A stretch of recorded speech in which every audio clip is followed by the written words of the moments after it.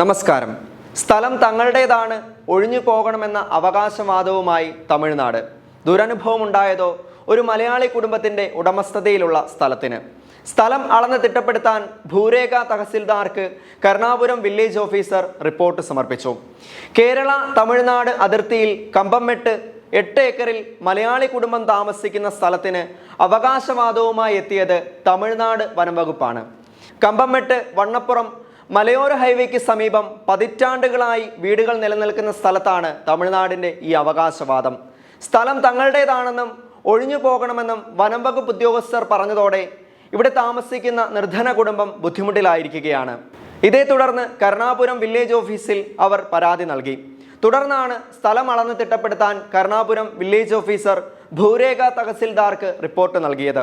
അച്ചാമ വാഴക്കാലയിൽ എന്നയാൾക്ക് 4 വർഷം മുൻപ് ലൈഫ് മിഷൻ പദ്ധതി പ്രകാരം നിർമ്മിച്ചു നൽകിയ വീടാണിത്.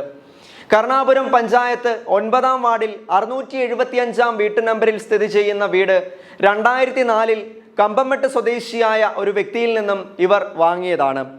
1 വർഷം മുമ്പാണ് അച്ചാമ മരണപ്പെടുന്നത്. നിലവിൽ അച്ചാമ്മയുടെ മകൾ ഏലിയാമ്മയും 2 മക്കളും പിതാവ് സുരേന്ദ്രനുമാണ് ഇവിടെ താമസിക്കുന്നത്.